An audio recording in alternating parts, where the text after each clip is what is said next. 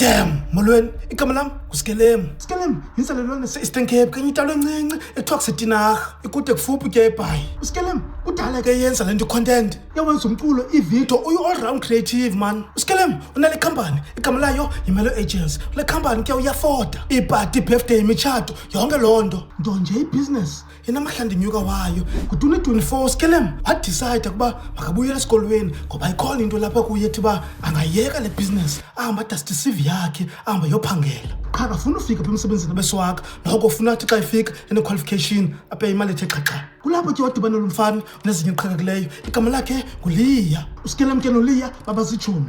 One day uLiya wancokolela uSkelem wathi, Jofondini, ndabona nayo equipment kule company yakho yeMelo Agents, singashuta iseries, igama layo ibeshunka bam, si-uploade kuYouTube. uYouTube namaqeqetho wakhuphayo, kwaye singaphila ngale nto. Ndikhumbule ke nayo uSkelem nawo maphupho kaYouTube, ngoba wayekade senza content ezifana nale. Put another video bafoni saduduza ikasi lamakasi, le episode siphethe uPawawa. Yeah, ndingwangilindi kushingshang hung uPawawa lapha eduduza and sanebonisa umbono namhlanje. Take a shot, mother.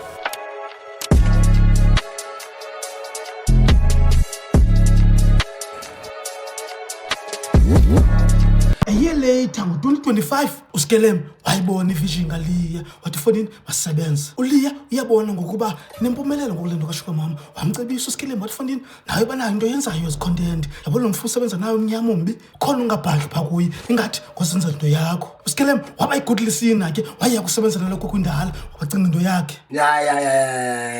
uSkelem zinazo zipostayo.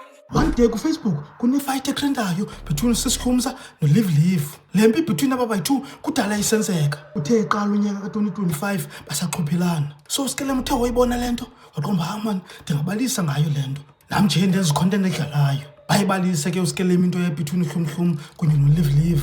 Abantu bayithanda. Enye into yamkhuthazayo uSkelem nguHlumhlum, wakhomenta phaa kulaa video, zange abe-offended. Yamnika i-confidence uSkelem ukuthi aqhubeke ubalisa la mabali. Yaba impumelelo ke le nto yezitori zikaSkelem, ebukela ngamawaka abantu. La project kaSkelem noLiya kashuka mama nayo yaba impumelelo, ngoba sithetha nje la YouTube channel ireach more than 100,000 followers. Yo, atsho amadama namanzi nyhani ngoku, because uSkelem yawufumana nomsebenzi amaqeqeqeqe phaa naphaa ngale nto content.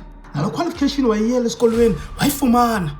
Ushuka mama ngoku uya ku-season 4 kulo nyaka uzayo, kwaye le season ngeyona season zoba impumelelo. Naye uSkelem kulo nyaka uzayo uzimisele ukulinika amabala amaninzi. Le video ndiyenza lonibulela ngoba apho ndamakhona ngoku abantu bayanimisa, bathatha ipicture kunye nam, bandengenamazwi enkuthazo athi sawuthanda umsebenzi wakho uSkelem, qhubeka ndoda. Ndafuna ukuthi ndandibulela, nam ndenza umntu ebantwini, ndandithanda ndikwazi ungatsho. Kulo nyaka uzayo ndathembisa ndizoba mninzi, ndizinqwenelela ke ifestive emyoli, nonwabe kunye neefemeli zenu. Niziphathe kakuhle ke bafethu, masidibane next year, ningenza into ezidumayo ngoba kube mani xa ndiphi igama.